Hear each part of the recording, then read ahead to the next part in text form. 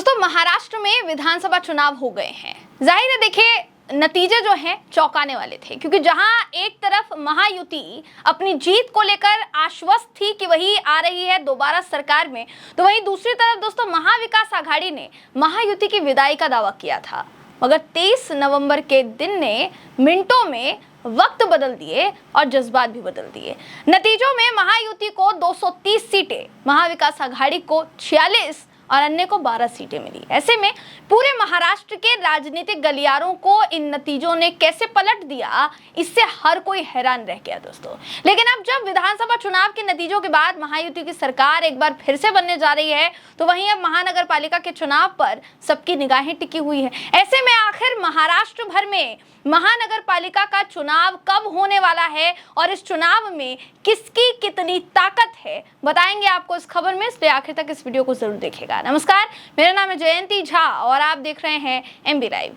महाराष्ट्र में जल्द ही महानगर पालिका के चुनाव होने वाले हैं दोस्तों। ये चुनावी दंगल 2025 के शुरुआती महीने यानी आप समझ सकते हैं जनवरी में हो सकता है। महाराष्ट्र भर में सबसे बड़ी महानगर पालिका अगर किसी को माना जाता है तो वो है बृहन मुंबई महानगर पालिका यानी बीएमसी। हालांकि पूरे राज्य भर में कुल 27 महानगर पालिकाएं हैं जिन सभी का कार्यकाल खत्म हो चुका है।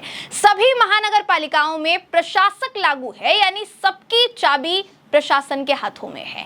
ऐसे में अगर जनवरी में चुनाव हुए तो ये चाबी आधिकारिक तौर पर कई दलों के हाथों में आ जाएगी यानी पार्टियों के हाथों में आ जाएगी। अगर आपके दिमाग में ये सवाल है कि आखिर ये चुनाव क्यों रुके हुए थे, अभी तक ये चुनाव क्यों नहीं करवाए गए, क्योंकि कार्यकाल तो बहुत पहले खत्म हो चुका है, तो इस बात का जवाब जो है दोस्तों आपको हम दे देते हैं। आपकी जानकारी के लिए बताना चाहेंगे कि ओबीसी आरक्षण पर सुप्रीम कोर्ट में याचिका जो है वो लंबित है, जिसके कारण स्थानीय निकाय के चुनाव अभी भी लंबित हैं यानी अभी तक भी नहीं हो पाए हैं।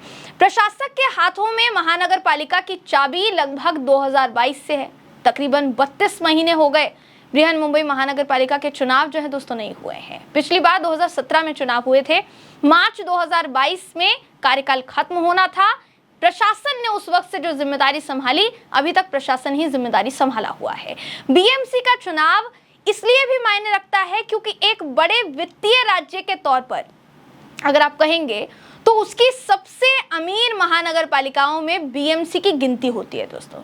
हालांकि बीएमसी की बात अगर की जाए तो सिर्फ राज्य स्तर पर नहीं, पूरे देश के स्तर पर सबसे अमीर महानगर पालिका है। 2023-24 का बजट अगर मैं आपको बताऊं तो सबसे बड़ा सबूत 2023 और 24 का बजट है कि कितनी अमीर महानगर पालिका है, क्योंकि इस वित्तीय वर्ष में इस महानगर पालिका में 52,000 करोड़ रुपए से ज्यादा का बजट दिया गया था। महाराष्ट्र में लोकसभा से लेकर विधानसभा तक राजनीतिक समीकरण पूरी तरीके से बदल चुका है। कारण क्या रहा?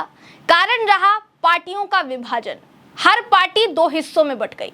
अब जाहिर है अगर तमाम चुनावों में पार्टियों का विभाजन और इसका असर देखने को मिला है तो महानगर पालिका चुनाव में भी इसका असर देखने को मिलेगा ही दोस्तों। महानगर पालिका चुनाव के इतिहास की अगर बात की जाए तो जब तक शिवसेना दो भागों में नहीं बटी थी यानी अविभाजित शिवसेना, इसने महानगर पालिका पर करीबन 25 साल तक राज किया। 2017 में जो चुनाव हुए उसमें शिवसेना ने 84 सीटें जीती, वहीं भाजपा को 82 सीटें मिली। लेकिन इस बार शिवसेना दो भागों में बंट चुकी है और भारतीय जनता पार्टी ने विधानसभा चुनाव के रिजल्ट से पूरे महाराष्ट्र के राजनीतिक समीकरण को उथल पुथल कर दिया है दोस्तों, बदल कर रख दिया है। अगर इस चुनाव में भी शिवसेना यूबीटी अपने गठबंधन के साथियों के साथ खराब प्रदर्शन करती है तो आने वाले कुछ सालों में राजनीतिक अस्तित्व को बनाए रखना उद्धव ठाकरे की शिवसेना के लिए मुश्किल साबित होगा। ऐसे में आगामी महानगर पालिका के चुनाव में क्या होगा, फिलहाल इस पर सबकी निगाहें जो है दोस्तों टिकी हुई है। पर आपको क्या लगता है? आपकी राय हमें चाहिए। क्या वाकई ये चुनाव महाविकास आघाड़ी के पक्ष में जाएगा या फिर महायुति राजनीतिक जमीन को हिलाकर रख देगी? आपकी राय क्या है? कमेंट करके जरूर बताइएगा। अगली वीडियो में आपसे फिर मुलाकात होगी। तब तक के लिए नमस्कार।